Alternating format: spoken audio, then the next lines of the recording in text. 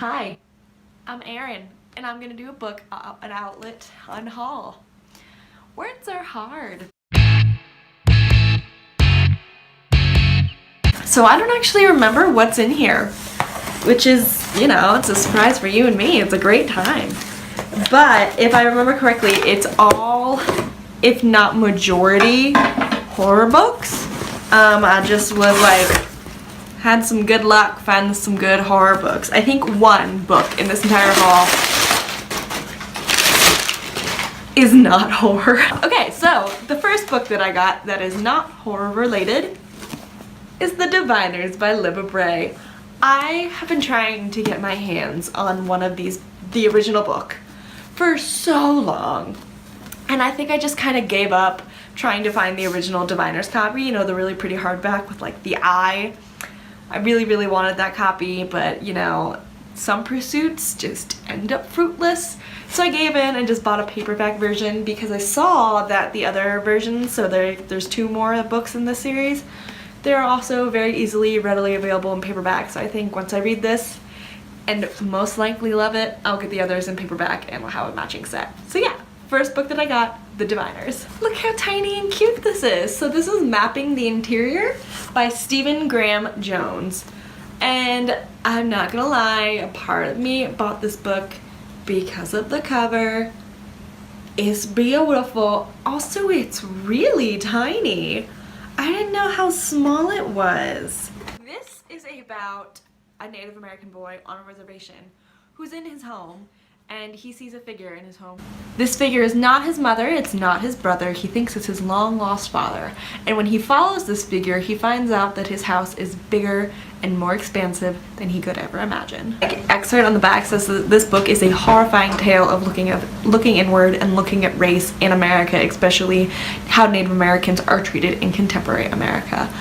I don't really know what to expect from this book, but I'm really glad I have it because it, first of all, the cover, second of all, I don't personally feel like I have a lot of Native American representation in my bookshelf, so I'm really excited to give this one a shot. There's actually another book in here that's not technically horror, and that is Challenger Deep by Neal Shusterman.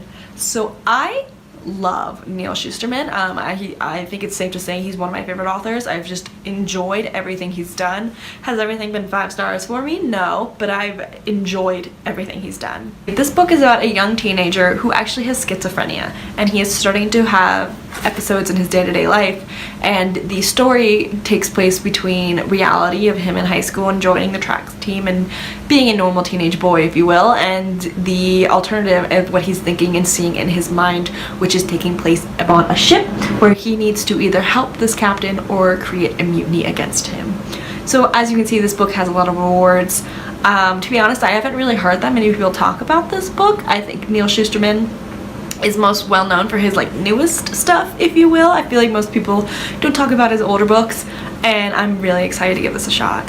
This one, also technically not horror. I really should, you know, watch what I say, but that's what happens when you don't remember what you buy. But this book, okay, I was looking for this book for a really long time and I could just never find it in my day-to-day. I think it's kind of an older print, but it's White Oleander, and this is by Janet Fitch. So this is about a young girl whose mother essentially murders her boyfriend and goes to prison, and it's about the story of her daughter and about the different foster homes that she finds herself and her being in the foster system, as well as still having allegiance to her mother who's going to prison because she is guilty of murdering someone.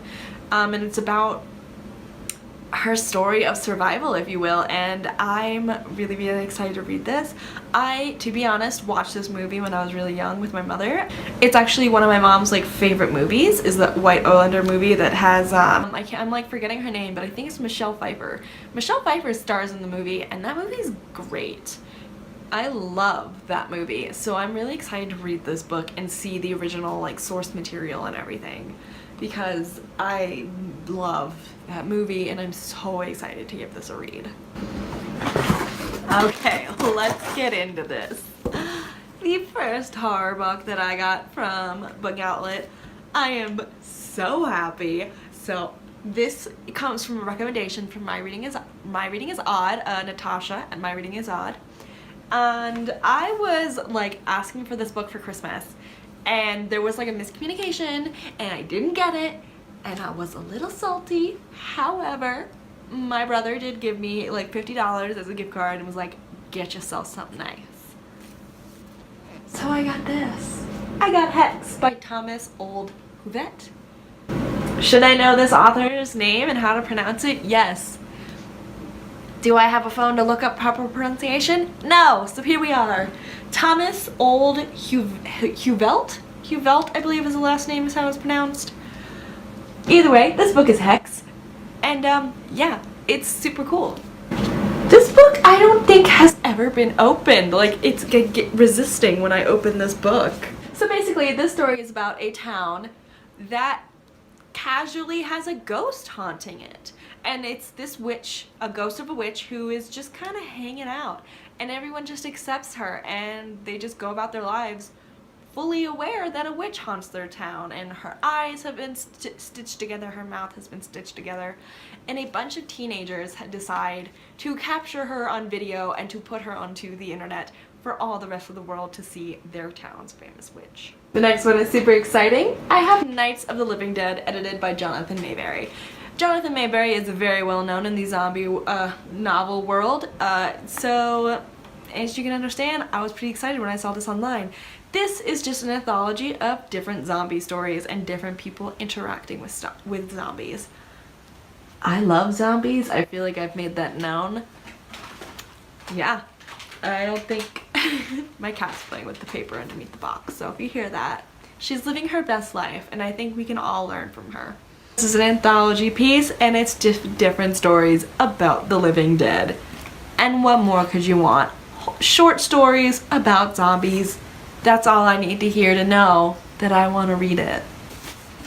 Another short story? Like, what's that about, Erin? Oh, I don't know. I love them. So this is We Are Where the Monsters Go, and this is by Robert Cargill. I actually read part of this book already. I read half of it because I got it from the library.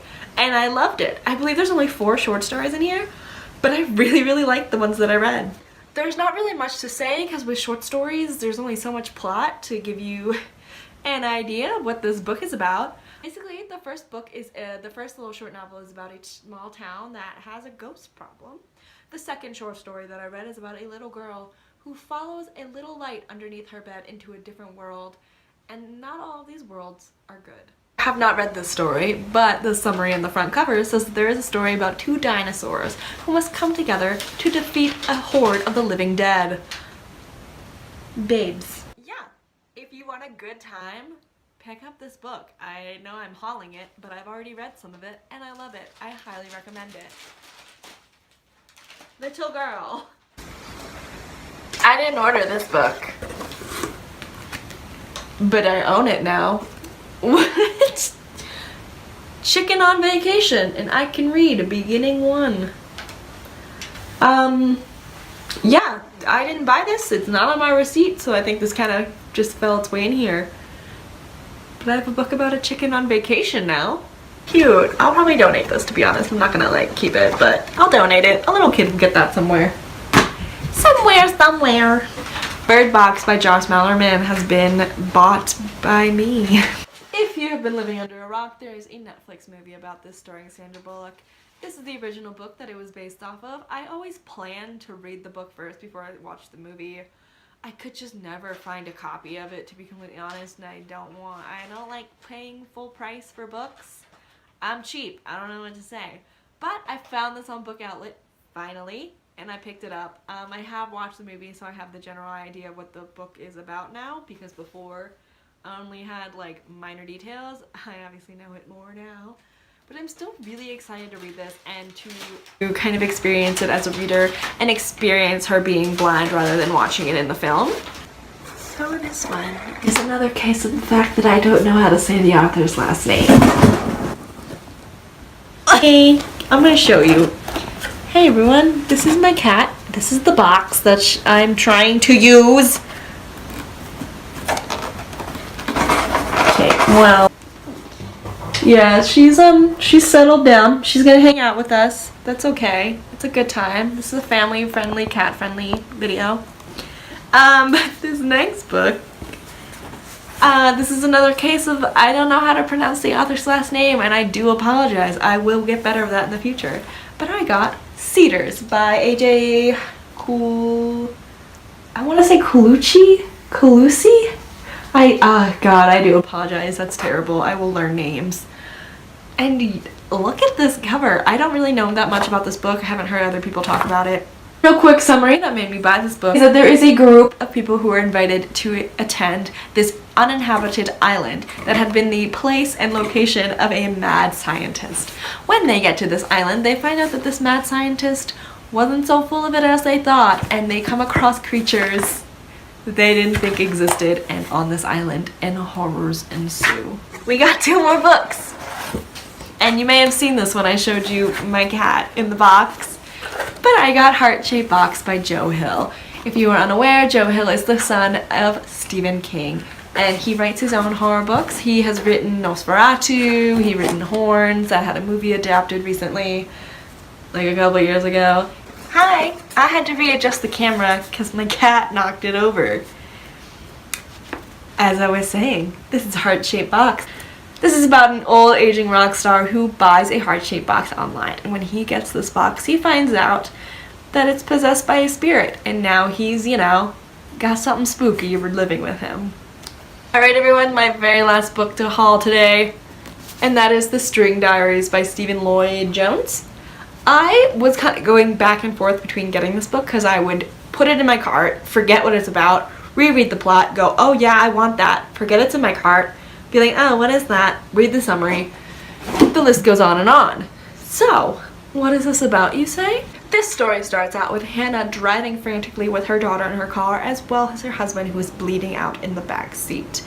In the trunk of her car are a series of diaries and journals that have been strung together. These diaries tell the stories of her centuries of her family, dealing with a curse or a spirit. Possibly. These stories tell of a powerful creature, thing, or man who pursue the family and has the ability to transform and manifest themselves into their loved ones. Okay everyone, this has been super fun to film with my super fun furry partner. But that is everything that I got from Book Outlet this time. I'm like stoked about all these books that I got. These are all books that I've been looking for a while and just love, and some of them are new to me, like The String Diaries. Hadn't really heard of that, but I'm really excited to read about it. I'm just stoked, super happy with everything I bought. I hope you enjoyed this video. I hope you like, comment, and subscribe. I would super duper appreciate it, and I hope you have a great day. Bye! There is a... Never mind. Okay. Oh! Buys a heart-shaped box online. Honey, we just did this. And when he gets the box, ow. Don't worry everyone, I gave her the box. She is content.